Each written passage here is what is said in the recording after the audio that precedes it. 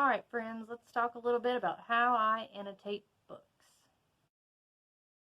Now as a little background, I really don't like annotating. I don't annotate my reads that I do personally. If I'm reading a book for fun, I don't make notes. I don't use post-its. I don't do any kind of stickers or tabs because I just don't get anything out of that. I'm not going to revisit that book and want to know what happened on that chapter, I guess. The only time I annotate is when I'm reading a book on my Kindle and I can just highlight on the Kindle, or I can add a note to a page, but I don't do it in my regular books. Also, up until I started college for my English major back in 2018, I had never heard of the term close reading at all, in my life. Now, I did it, in retrospect, thinking about it, I did the act of close reading, but no one ever told me what it was. So when I got on my syllabi at the beginning of the year in 2018, and I was taking 5 English classes about different topics, and they were all close reading, I was like, what the heck is close reading? I literally had to Google it because it's not like I can ask a professor as a 26-year-old lady, hey, what does this mean? Also, I want to teach English. So I did not know how to annotate, and no one was around to teach me how to annotate. And what I've learned from being on BookTube and being around other English majors is that there is no right way to annotate. You annotate in the way that helps you get to the point you want to get to. When I annotate, it's different than how another English major would annotate, because I am annotating with the intent to teach it or to learn something that I can use in teaching. They're annotating because maybe they want to write something about the thing that already exists. But I'm kind of getting ahead of myself. So the very first thing that I read and made notes on at all in my English education career was Plutarch's Roman Lives. We read the section on Mark Antony. I found it in here, and I was actually shocked at how bad this was. What I did for Mark Antony, and I can remember doing it because I was the only person in class that took notes in that class, because it was a general interpreting literature class, and that's where all the engineers and the nurses and the athletics majors were, because they had to get that one English class out of the way. And it was just me and this other girl were English education, and we answered all the questions and got A's, and it was fun, but my God, it was boring. But this is the first page. Do you notice anything? There's nothing written on this. In fact, there's nothing written until way over here, and it just says Yorktown. It says Yorktown because it says front ranks by encircling the enemy and coming round to take them from the rear. So apparently I went Hamilton with that reference. And there's just nothing. There's nothing. I'm flipping through and I made 0 notes. Right here I've got something outlined. I think I used it in one of the essays we had to write, so I want to make sure I had that quote. But there's just nothing. I wrote nothing. And it's because for Antony, there are these nice little numbers at the top of the page, and each section there's 1, and then 2, and then 3. For each section of Antony, I wrote a number, and then I summarized what that section was about in my notes. So I could go back to these notes that are down here in the corner and show you what I wrote and what my notes were, but that's not going to help me if I read this, and it's not going to help me if I taught it, because there's nothing in here for me to look at. And again, kind of mad that I had to buy this whole book just for the Antony section, but welcome to higher education. So that was the first year out there. I basically did some variation of that, and through the course of the semester I realized, hey, you're probably going to need to start underlining symbolism and themes and making notes in your margins if you want to get A's in this class. Also, if you want to remember anything to teach it. So the next fall, back in 2019, I was in a Southern Lit class. I did videos on all these books. You've seen the video on The House Behind the Cedars. And if you haven't, you should look up the video on The House Behind the Cedars. It is really good, but the book is also good. But this is where I started to actually take notes as if I meant it. I already have stuff underlined on the first page. Let me see. It's still not fantastic, though. It takes a couple pages before things are underlined, and that isn't even mine. That's notes that were already in the used book. What was I doing? I don't know. And just underlining random words, putting lines for certain sentences.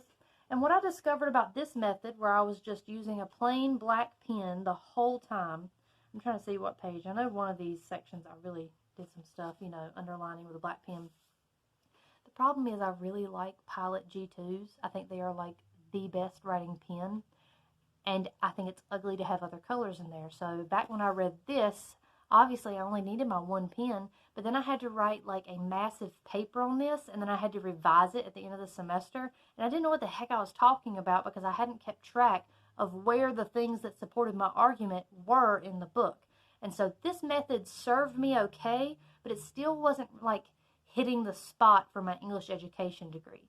And then came the spring of 2020. So for the first 2.5 months of spring 2020, I had a class that met from 5 p.m. to 9 p.m. once a week called Literature for High School. It was probably the worst class that I have taken. I had a panic attack right in front of the teacher one night, and he said nothing about it, which I guess, how do you respond to that? Just a girl sobbing in front of you while you try to teach? Anyway, but he had us read 4 classics and write lesson plans on them once we went remote. But he wanted us to read and annotate them in a certain way. He wanted us to make note of at least one literary element per chapter, one teaching method we could use to teach that chapter, and one thing that would be a challenge in class. Like maybe there's curse words or there's incidences of racism or sexism that you may have to confront in class. Maybe a difficult topic is discussed. So go ahead and mark those things for yourself. That way you know they're coming. You don't get blindsided by them. So some of my classmates found this really difficult to do. It was like giving them a list and they got overwhelmed by the idea of having to find it. But me, I took it way farther than it needed to go. And so to show you, I'm going to show you on The Great Gatsby, since I'm working on a lesson plan for that now and I'm going through and making quiz questions. I ended up using a 3-color system. So I use a 3-color system. I use green markers, green pens, green whatever, to mark literary elements, symbolism, thematic devices, important stuff that I think will be something to talk about in class. Especially things that maybe I want them to write papers on, or that may be on an assessment that I want them to make sure they can go back to, and that I can keep track of pages. But again, I'm getting ahead of myself. Blue is for teaching methods. I don't use this as often since I'm not in that class and I don't really think about that. But if I do think, hey, something I've learned before in education may teach this better, I'll write this down so I don't forget it. Again, I do have a red. That way I can highlight, underline, mark through things that are going to be a little bit too much. I do have a black pen just in case I need to write something down. And just recently I've taken to highlighting words that I immediately find difficult and don't know the answer to as far as definitions, or words that I may know, but I know that the students won't. That way I can make a vocabulary list and I can actually give some specific instruction using those things. So that's what I do. I have all those different colors that I have right beside me while I'm reading this book. I'm lucky Gatsby is short. But besides that, and you're going to see just how different these annotations are from the first 2 books. On the first page, I marked this crap up. But all of these are different thematic and symbolic elements that I'm keeping track of where they are in the novel. So I have references to the past, because this novel is very interested in the whole idea of reflection and the past and living in the past. Driving and cars, mechanics, that kind of stuff, because driving and cars are sort of this symbolism of class and wealth. And then you have the lower class characters that work on cars. I just find that fascinating. The idea of class is represented. We have the color yellow. We have the color green. We have secrets, because there's this idea of hidden identities and not being honest with everyone. Rebirth and change. And then I have physical attributes / characterization. And this one is interesting because I really want them to know that what they know of Nick is not based on his physical appearance. I think there's one reference to what he sort of looks like, and that's it. You don't get any more. Everything from Nick is how he views himself, and it's internalized. It's not a physical thing. But everyone else gets a lot of interesting physical descriptions. But you also learn a lot about them based on how they react to others. So for this, I've kept track of these pages because I have a lesson where the students will have to form a playlist based on each of the characters. And so they have to come up with a song to represent the characters in the novel. And I've provided these page numbers. That way they can go back and kind of read these important moments and see if there's a song that hits them when they read it. So it's less for me and more for the students that'll be doing the lesson. But look at how much green is over here in these pages. And I have just marked things up and written in the margins. I've got all kinds of things to give myself notes in the future. But just, you know, lots of writing, lots of, yeah, all the rich folks are bad drivers and Wilson is a mechanic. What does this say? That's more for me. I've got gray. Another thing I did in chapter 2 when they reach the Valley of Ashes is I underlined all the words that were very dim and dreary, like dust covered and shadow and piece of waste, spiritless, anemic, and faintly. Things that echo that idea of ash, because that's something I might want to teach. I've got something on maps. I've got to make a map, so I've got the beach method maps. And I've got my highlighted. You can't really see those in the light, but I do have some words highlighted. Supercilious, smoldering, you know, words that I would probably be able to figure out from context, but students won't. But that's just how I annotate here. I'm only on chapter 4 with my questions.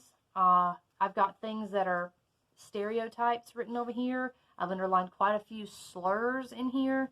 It is a product of its time. That's basically how I annotate. I'm sure it'll change, you know, over the years once I actually start teaching pretty regularly, and maybe I find a system that works a little bit more efficient and quick.